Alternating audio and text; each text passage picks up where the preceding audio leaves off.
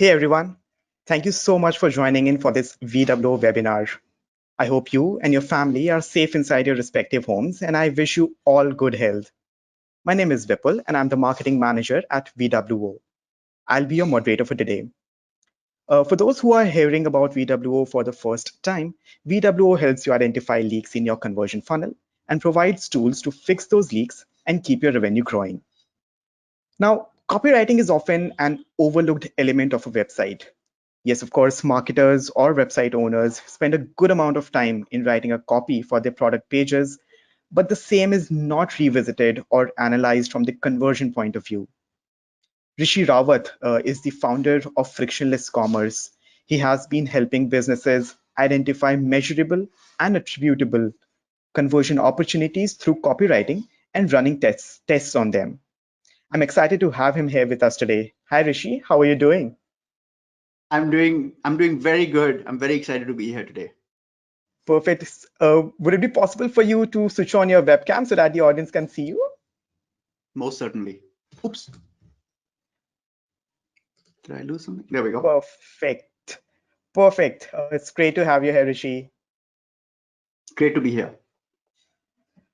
Perfect. So before, guys, I let Rishi start off with his presentation, I just request all of you to ask whatever questions that you might have during the course of this presentation using the GoToWebinars questions panel. So yeah, with that, Rishi, let's begin. Great. Thanks a lot. First of all, I want to say this is a great privilege. I've used Visual Website VWO for many years, and I'm very grateful that all of you could make it to the webinar. And this is a topic that is very near and dear to me. And so I'm looking forward to sharing my insights. What we'll be talking about today is the unique relationship between the human brain and the add to cart button. And I'm going to show you everything that I've learned in the last 11 years, hopefully.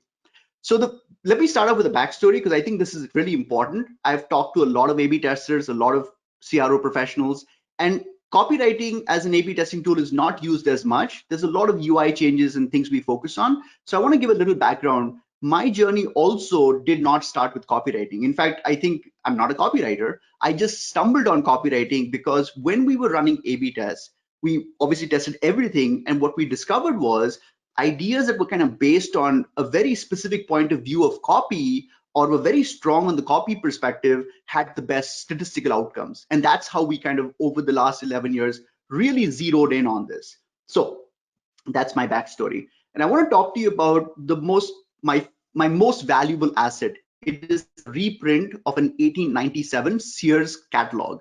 And I just love it. If you look at the picture from the inside, you'll see they had like drawings of products, and they had this like font size 2 or font size 3 to actually describe the description. And keep in mind, these catalogs were mailed to small towns and small little villages in America, and we were asking people to send us upfront payment. So this is, these people were the best copywriters in the world. Can you imagine how hard it must be to write copy to convince someone to buy a product that they can't even see? There's no return policy. It's from a company that they've never heard of. So to me, these are like the best copywriters in the world. So the first question you might have is, does making copy changes, of course it sounds good, but does it really actually make a difference? And I'm going to talk to you about a test that we did for a client. I think this very clearly and persuasively illustrates the power of copy. So this is the client's category page. This is their money maker. This is their star product. It's a star product category, and you can see the 4 tiles or the 3 tiles on top. They talk about 3 types of wheelchairs, and it's an incredible company. They have an incredible product. It's very, very popular. And so the thesis that the client had was that, hey, let's quickly show them what our product is.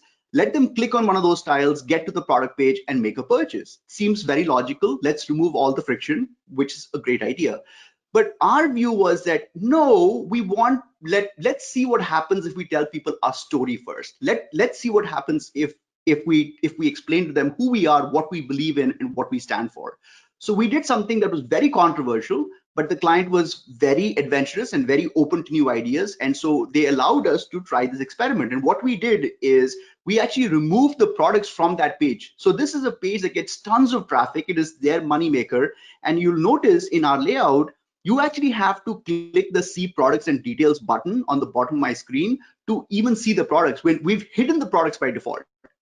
And what that does is it focuses the reader to actually understand what handicap pets is all about, why they exist. We added videos, we added a picture of the founder, we put a team picture, we did all of those things, and we noticed conversion rates went up by 28%. So this is evidence that copy really makes a difference. You can notice in this example, we've removed the product. So this is the backdrop of what I'm going to be presenting. Now the question is, of course, what style of copy makes a difference? So we have an 11-point checklist, and I'm not gonna, this is page 1 and this is page 2, but what I'll do is I'll actually walk you through each of these checklist items. It's a 12-point checklist, each of these checklist items with examples for each idea. So the first one is buyers are skeptical of too good to be true. We need to be very mindful of this. What happens is, as marketers, we just assume that the amazing things that our products can do are things that people will just make sense. For example, I'll give you an example from e-commerce, and you'll have to now correlate that to your own business. Imagine a scenario where I came to you and I said, I can improve your conversion rates by 8%, versus a variation where I came to you and I said, I can improve your conversion rates by 80%. Mathematically speaking, 80% improvement is 10 times more impressive than 8%. However, realistically, I will have way fewer people hire me as a consultant to improve conversion rates if I claimed I can improve by 80%. Why? Because 80% seems too good to be true. It's completely unrealistic for me to go to a customer and say, I can improve your conversion rates by 80%, because they've been testing themselves and they know that a 10% improvement is hard and it's maybe reasonable, but 80% is out of the question. So just because even if I could improve conversion rates by 80%, it's too good to be true. So I would have to give context. So think about your own product, think about your own service. And if you are way better than your competitor, just the fact that you're way better than your competitor is actually potentially a disadvantage. You want to add more context in copywriting to address that too good to be true kind of thought that the buyer would have. Trust me, buyers think about this all the time. So make sure your copy addresses it. And this could be in multiple dimensions. It doesn't have to be just in terms of price. It could be in terms of, product quality, your engineering, your return policy, any feature that you have, anything that you're marketing to users. Ask yourself, could people say that this is unrealistically true? And if you feel the answer is yes, then make sure your copy addresses that. That's the first one. The second idea is that buyers find expertise sexy. We're drawn to experts. We're living in a world of super experts. So this is a Hey, good Rishi. example from Casper, where Vipul on this side. their mobile product page, they say we slept on more than 60 different pillows to find the fill that thrills. Rishi, So can you hear me? yes. Yes, I'm really sorry for interrupting. There seems to be a bit of lag in the audio, right? So I think it could help if you could go a little bit slow, so that the lag doesn't affect listening experience of the users of the audience. I'm Okay, sorry for sure. interrupting. Please go ahead. No, that's it. Thank you for the feedback. So this is an example from Casper. And when you look at the headline, it says we slept on more than 60 different pillows to find the fill that thrills. They are clearly demonstrating their expertise. When I'm as a potential buyer, I'm on this page, I know that this pillow is the best because they've tested all the other alternatives out there. So how can you in your copy address and make sure that your buyers understand that you are an absolute expert? Just stating that you're an expert is not good enough. You want to make sure that your copy demonstrates that and illustrates that. So that's the example from Casper. The next one is that shoppers are influenced by implied messages. This is a really powerful strategy, and I want to share an example. So let's look at, and the point here is that if you can have your readers fill in the blanks, then you will win. So don't state stuff, let them draw their own conclusions. And I'm going to show you a headline example. So the headline says there are over 120 energy drinks on the market. We've tried them all. That's the headline. But contrast this to an alternative headline where it says there are over 122 energy drinks on the market. Ours is the best. The second option is the stated option where you are as a marketer are actually spoon feeding to the reader that you are the best, which is very, very ineffective. Much more effective is to simply end it by saying we've tried them all. Now the user has to actually fill in the gaps. And the way they would fill it in is by saying, well, they've tried them all, they still are in business, they probably are better than the alternatives. Otherwise, why would they still be in business? So anytime you can help the user fill in the gap, fill in the blank, there's a likelihood of you winning. So go through your copy and find places where you are spoon feeding the reader, and then ask yourself, if I shorten the copy a little bit and I didn't spoon feed, could I actually get it? Could I create the implied version of the same message? And if you can create an implied version of a line of copy, always do it. It's always going to benefit you.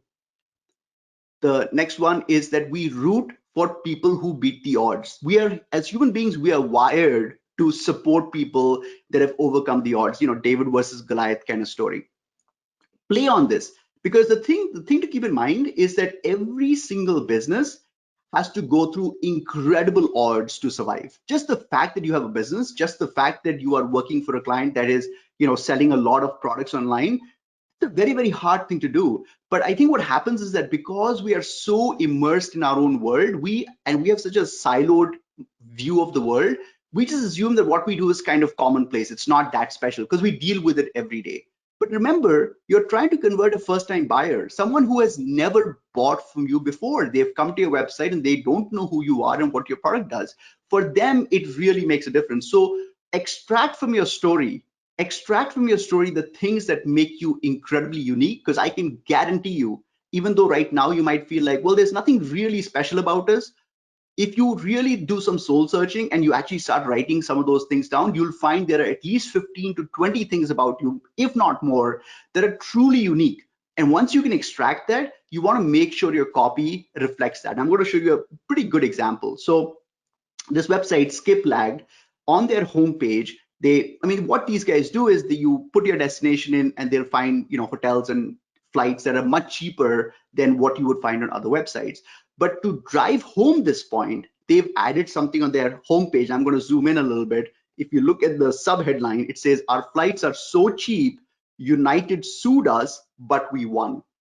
So they are very persuasively leveraging this whole idea of people who have overcome the odds. United is a huge airline, and these people are saying, look, we're small, but we were so good that we actually got sued by them, but we won. So how can you apply this to you don't have to use the exact same strategy for your website, but what are the aspects of things you overcome? If it's a product that you've designed, what were the manufacturing challenges that you overcome? When I interview my own customers and I talk to them about the products that they have, it's amazing, all the amazing things that they have done, but that is not reflected in their story. And so extract those elements, because your readers are craving for that content and it's a conversion catalyst. The next thing is that readers and buyers are in love with surprising details. So anything about your business that is unique and quirky and surprising, pull that information. There's tons of that stuff. So I'll give you a great example from hearing aids. So I found a research article that said on average, it takes people 7 years to recognize that they have a hearing problem. And why is that? Well, because nobody likes the idea of wearing a hearing aid. I don't want to feel like I'm old. So it makes sense, but it's very surprising that it takes 7 years to figure it out. So I'm going to show you an example of a mock-up that I've made for a website called here.com, not a client of ours, but I'm sharing this to demonstrate exactly the kind of work that we do for our clients. So what we did was, right on their homepage, at the top, we're saying, guess how long it takes for the average person to accept that they need hearing help. So it's kind of like an interactive element. And we know from studies and tests that we've done that shoppers love to participate in interactive things, even though it might seem counterintuitive that we're kind of adding friction. You'll be amazed at how it affects conversion rates. So the way you participate is there's a drop down, you pick the options. If you say 1 year, we say no, it's more than that.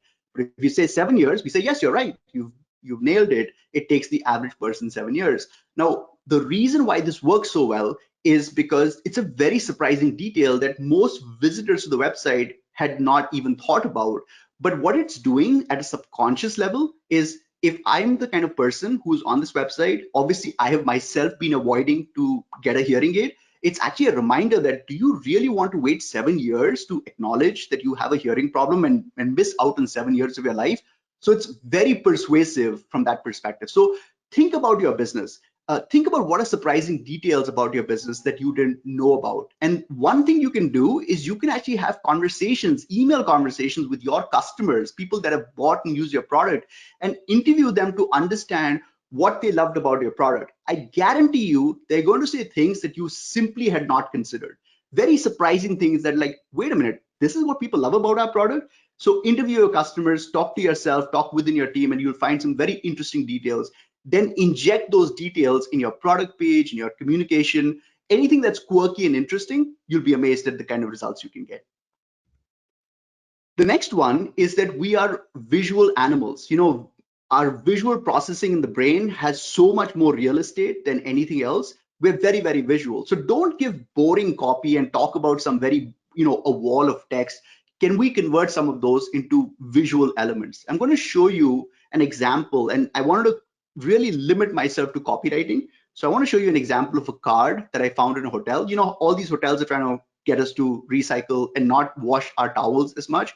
But what is clever about this example is that what they're saying is that they're letting me know that by not washing my towels, they have actually been able to save 1,200 Olympic-sized pools of water.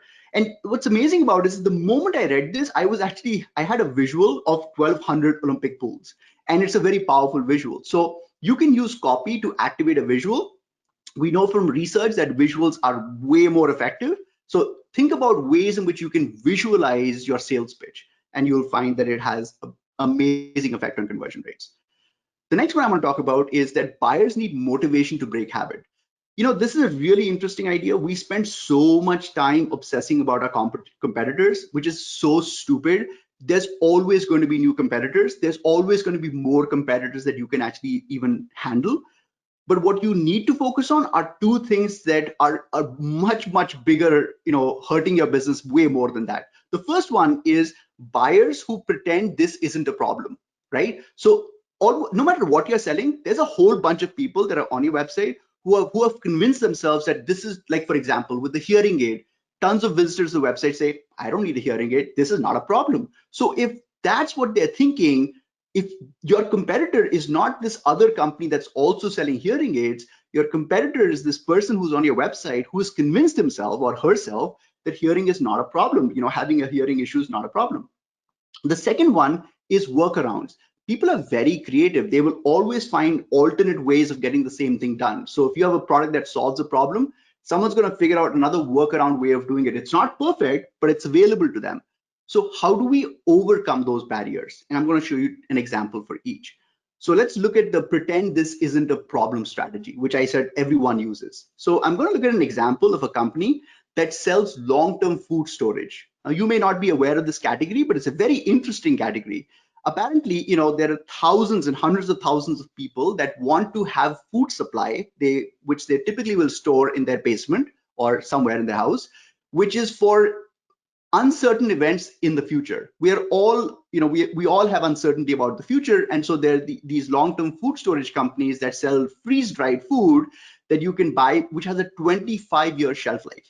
So it's that's the product. But the thing is that it's 25 years into the future, or maybe 10 years into the future. How do I know I'll actually need this food? That's what they're competing against. So an example of copy you can craft to overcome that is by having this example, which says, it's tempting to hope no one ever has to be in an emergency situation. And 9 times out of 10, that's the case for most of us. Notice what we've done here. So first of all, we are singularly attacking that thought process that this is not a problem. And by saying that, 9 times out of 10, most of us fine, but 10% of the time, we're in a situation where we need food. We're attacking that problem. But remember another thing, we talked earlier in the presentation about using implied messaging. Notice we said 9 times out of 10, that's the case for most of us. So we're saying 9 times out of 10, you're totally fine. What's the implied message here? That 1 out of 10 times you're not fine. And so it would have been way less effective if we had said 10% of the time you're not fine. So we used the roundabout version, which is the implied version of the same message, to communicate this point. The other aspect is workarounds, right? So people always have workarounds.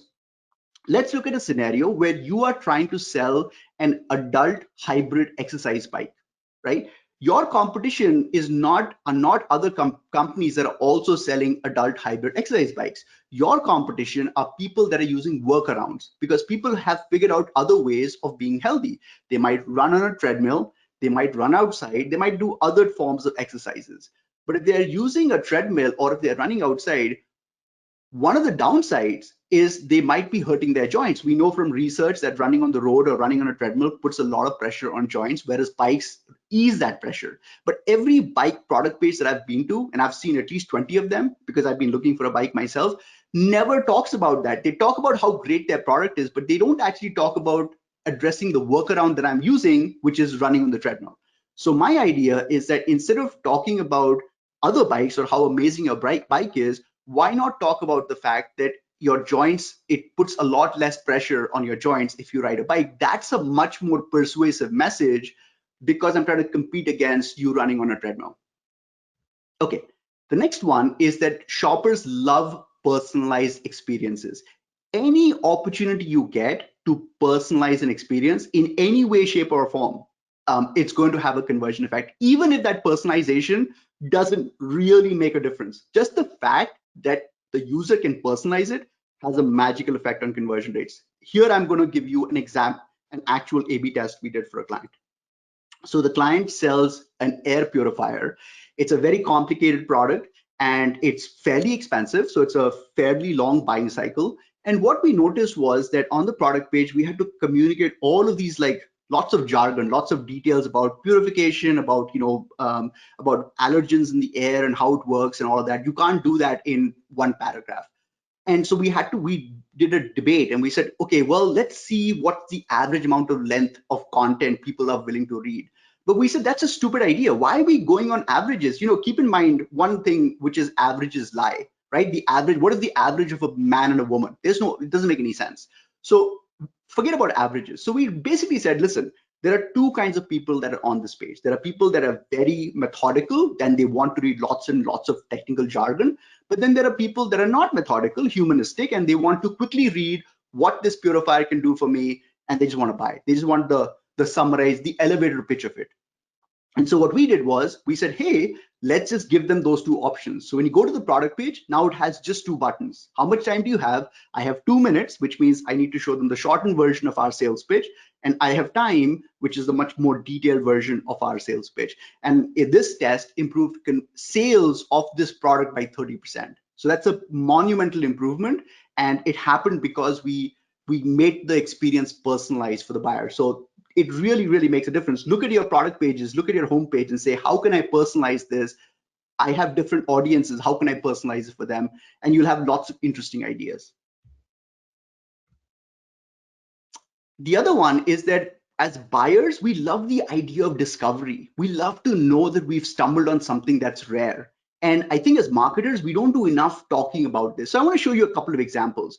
So for example, this is a copy example. It says for most people hunting. So imagine you are a company that sells emergency medical kits. Now you might wonder what the heck is this, but these are little kits that you can buy for $100 or whatever. And it has all of the emergency stuff one would need in a situation where you're maybe injured or you're out of communication with people and you've got some kind of emergency.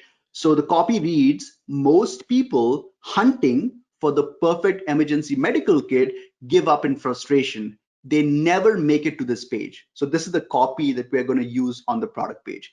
And what it does, it subliminally communicates to the buyer that they've just stumbled on something that most people never got to. So it's a little accent, and these little accents can make a difference.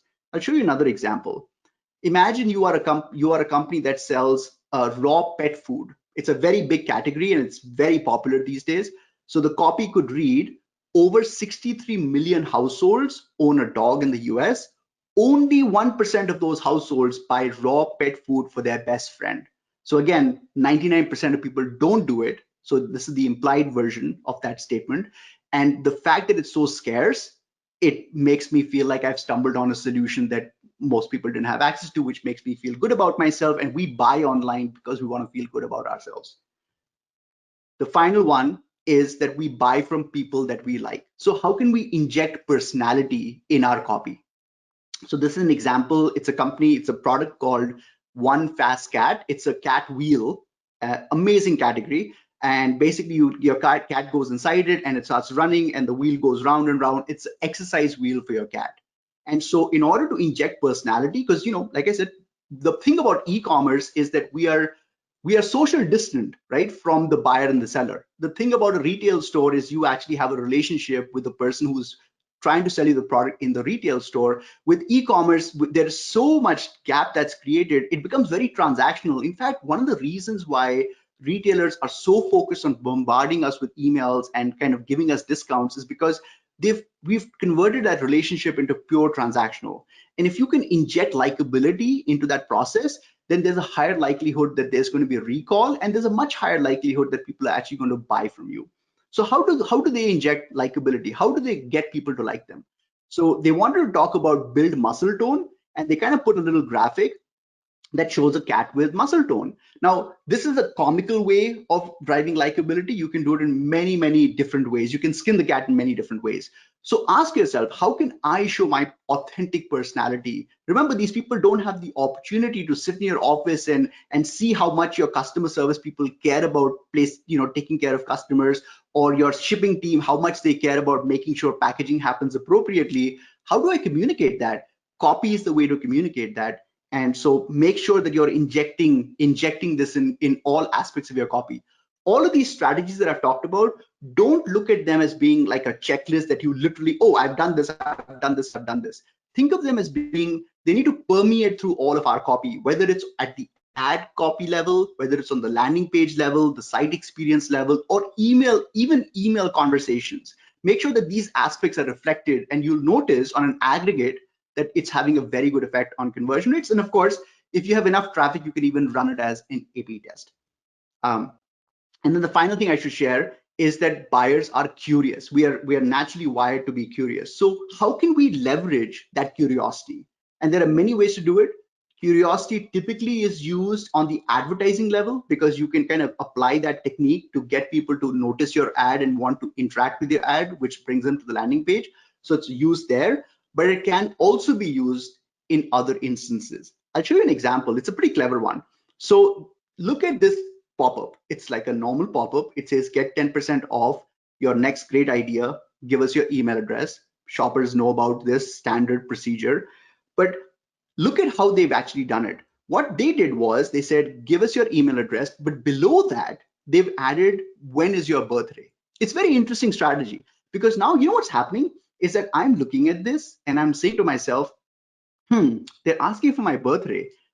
I wonder, because the copy on the top says that you get a 10% off discount right away. So I'm going to get that right away.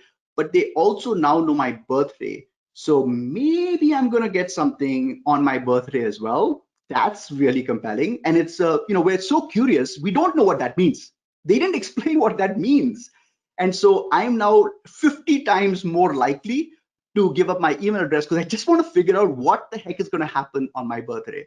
So here's an example of curiosity. So kind of go through your entire marketing pitch and ask yourself, what aspects of curiosity can we kind of use in our sales? This is one example. And like I said, it's used quite effectively at the advertising side of the equation as well, primarily.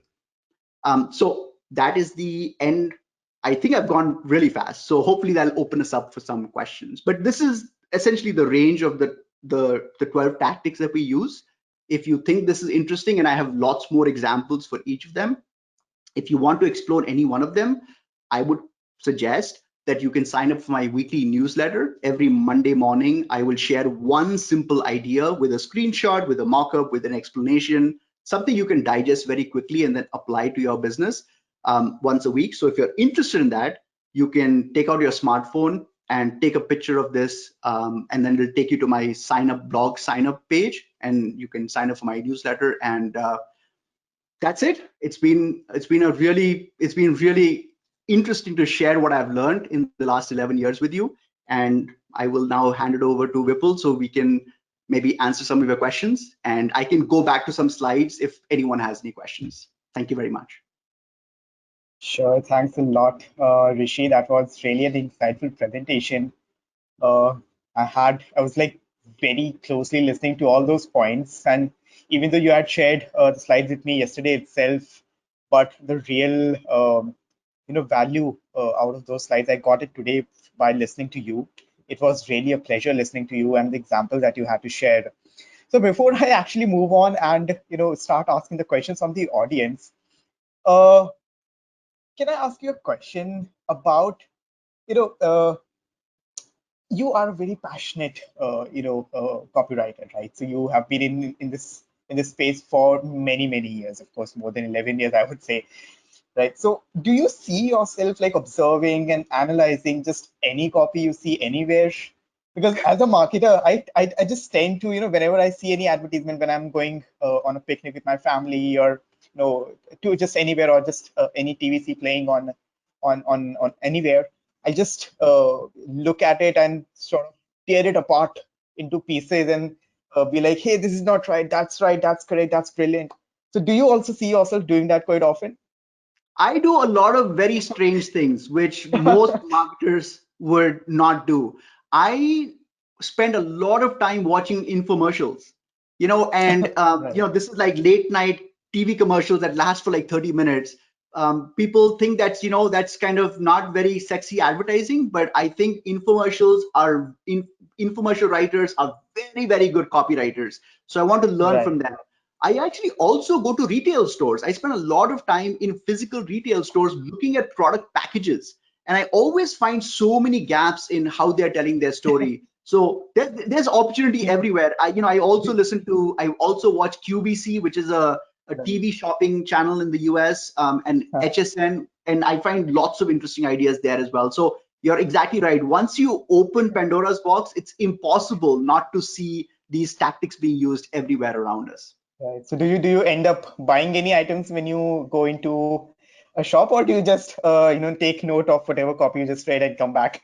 This is a very interesting insight. Unfortunately, what has happened is that because I have learned so much about how the sausage is made, that I actually most marketing messages are completely ineffective in terms of actually selling to me. So I don't Hmm. think I buy as much as maybe I should. In fact, you'll be surprised to know that I've actually made a policy for myself starting this year to buy one or two products every month from online retailers, just so I can see how, because I'm looking at just their websites, but there's so much communication that happens through emails once you buy a product as well.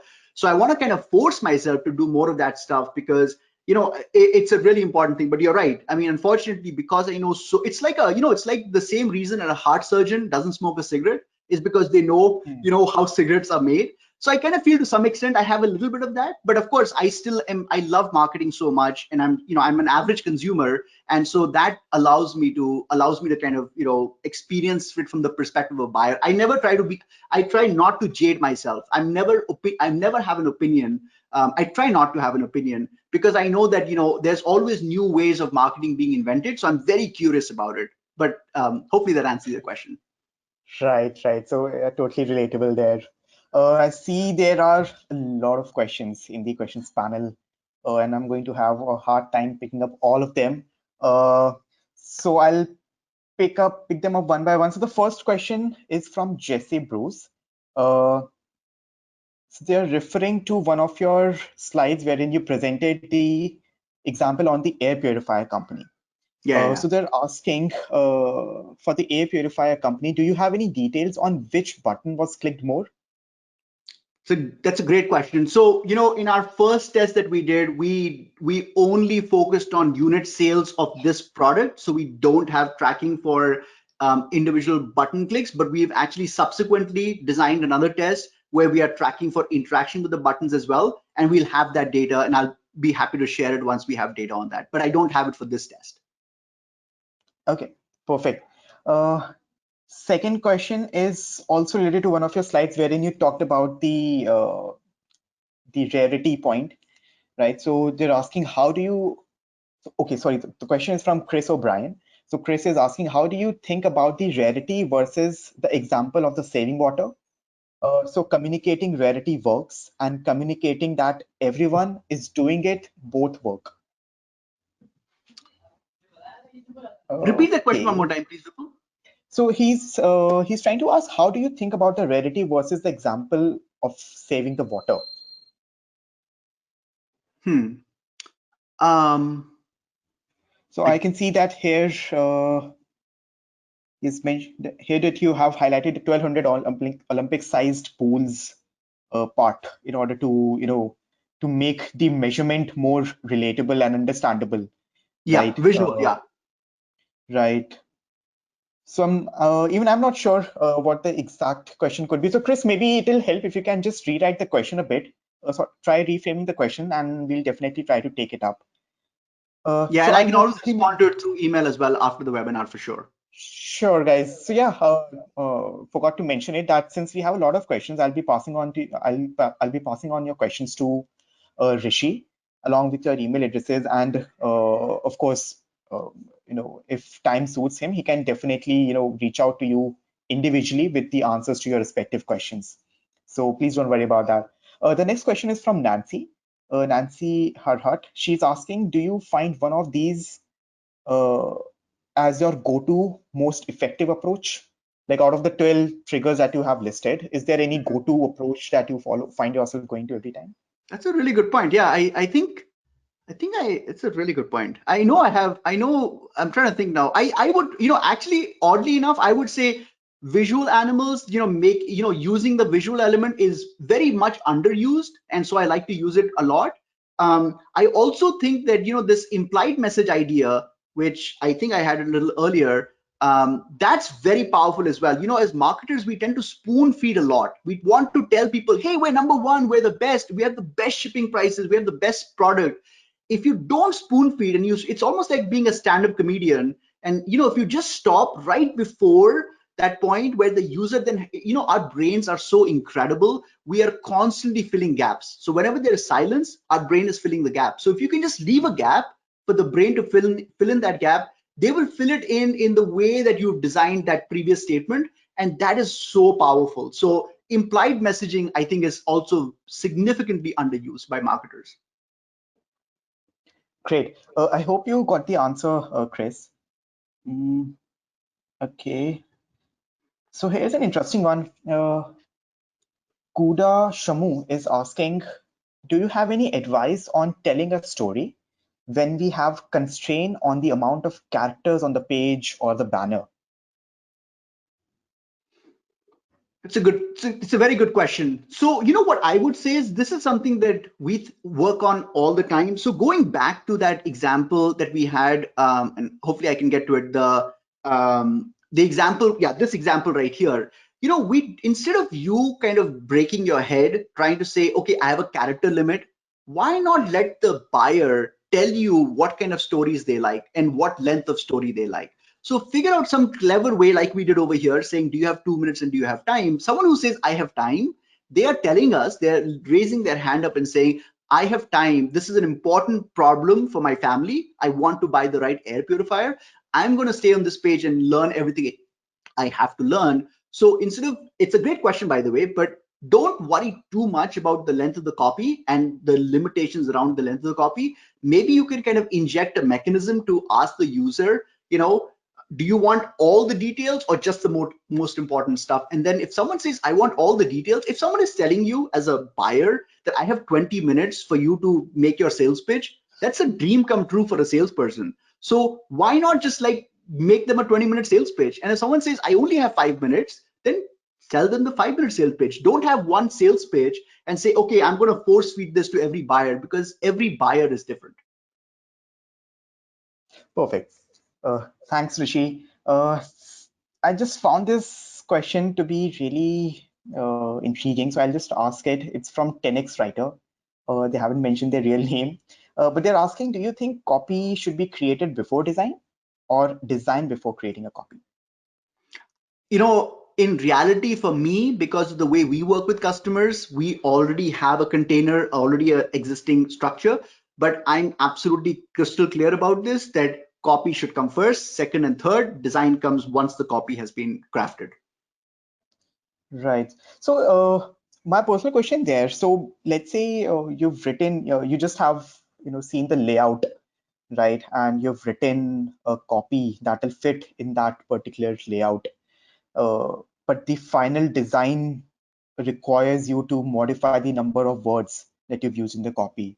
So how would you do that? Like, will it not impact the meaning that you were trying to create in the in the initial case? I guess it's a good question. It's also nuanced in my mind. It doesn't feel like there's going to be that situation. I think design should play a secondary role to copy, because in my view the copy is super important. Right. But yes, maybe in more practical basis, there may be instances where you have to adjust the copy to match the layout, and as a good copywriter you can make those adjustments. But I still think that the copy, I mean, I'm very biased. Like, I just can't not see copy everywhere I look. So from my view, I think everything else is secondary. But yes, on a more practical basis, I understand that there's going to be compromises, so the copy would have to make some adjustments. Right. Yeah. Okay, perfect. The next question is from Harshita Tiwari. She's asking, how to decide the fine line between content to be perceived as quirky or as misinterpreted while addressing a larger audience? A/B testing. Right. So would you want to elaborate on that answer?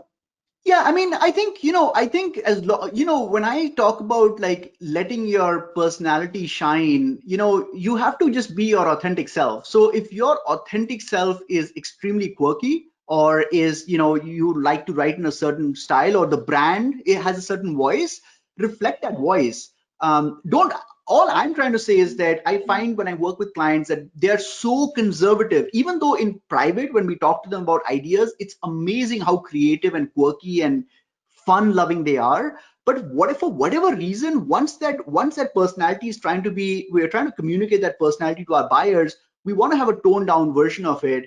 And I don't know where that comes from, but at least the data that I have access to based on the testing that we do, what we find is that showing your personality drives up conversion rates. Now, you have to be authentic. So if your personality is not quirky, then don't inject quirkiness into your copy. It's fake, and it doesn't matter if it improves conversion rates, don't do it. But if your Right. personality is interesting and quirky, then certainly make sure your human side, you have to remember that humans buy from you, we buy from people we like.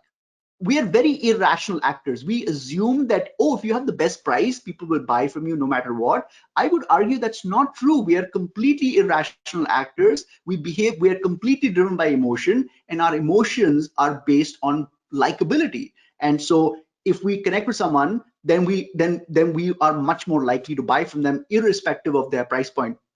The price point is the story that we're telling ourselves. So when you buy something that's cheaper, that's a story you're telling yourself, is that I bought it because it's cheaper. Or when you say, I'm buying a premium product, you're telling yourself a story. The truth is that you're buying something because you actually like the product, you like the way it's being sold to you, and you're using rationality to justify something that you did that was irrational. So it's very strange for me, Mhm. for a buyer, to say, the reason I bought your air purifier was, we've done a test, for example. It's a very interesting test where we actually gave the product a personality. So instead of having the product page be a description about what the product does, we gave the product a name, and we wrote it in the first person voice, where the product is actually speaking directly to the buyer.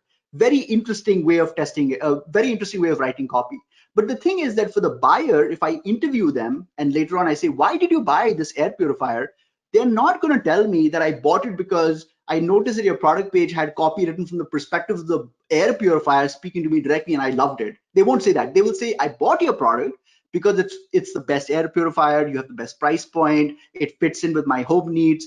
They'll give lots of rational reasons, for the truth being that they've actually bought it for completely emotional reasons. So keep that in mind as a copywriter. Right. What people say in a survey is different than how our brains actually process information. Right. That's an interesting point because we are all, at the end of the day, before pressing, we're not very logical about making any purchases per se. We are very emotional creatures, and just sort of extending on your answer.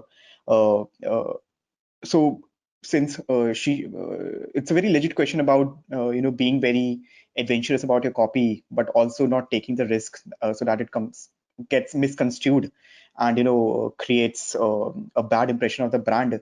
I think one element that you should always look out for while writing a copy is, do not play with people's identities.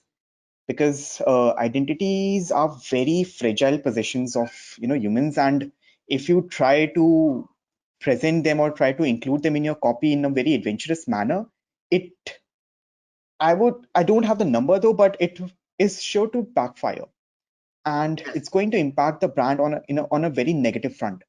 So do not play with people's identities, right? And so yeah, that would be the mantra here. So you can go as adventurous you want to, as quirky as you want to, uh, but yeah, make sure that you're not getting too personal, or not evoking any sort of negative thoughts or emotions out there. I completely agree. Right. So, quickly moving on to the next questions. There are many. So, in the interest of time, I'll just take a few more. I see a couple of people have actually asked this, Elizabeth, Suman, uh, Paul as well, I think. So, they've all asked, since the majority of the examples that you've shared are from the B2C side. So, how do you apply the techniques of copywriting for a SaaS business, for a B2B business? How does the dynamics change, or does it change at all? It's a great question. I've worked with a few B2B clients in the financial services space and in the healthcare space, even in other cases as well. I believe that ultimately humans are buying from other humans. So as long as you're selling to humans, whether it's a committee of humans or it's an individual human, I think these same principles apply. Yes, if Hmm. you are selling on a B2B environment, there are certain aspects of these strategies that you will have to modify. Again, it's all about being authentic.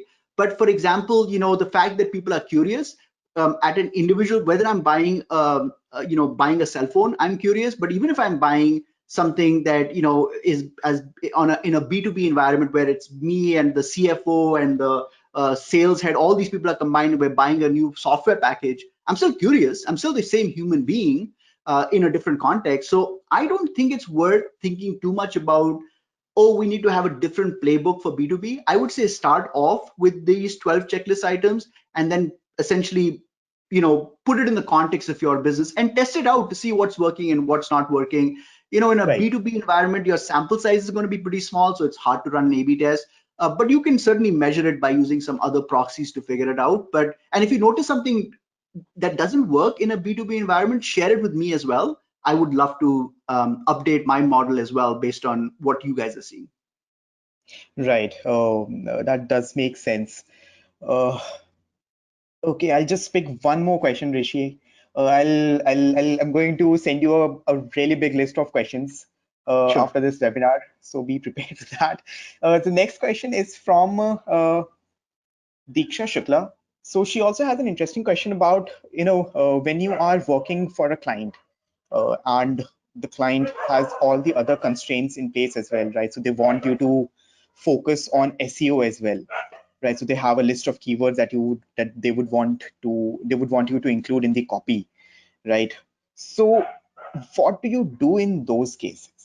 Uh, because force fitting certain keywords might again impact the meaning and the associated emotion with it. So what's your take on it? Yeah, it's a great point. I think SEO really matters. In fact, in when I work with clients in our contract, we state one of our action items is that we are not SEO experts. But what I would say more broadly about that topic is that I personally feel that creativity happens within constraints. So when a client tells us that these are the rules that you have to play with, like these are my SEO rules, I actually find I can write even better copy than when a client says, here is an open canvas, do whatever you want. So I can't like talk specifically about what those keywords might be and what those constraints might be and how, and it's a very valid question.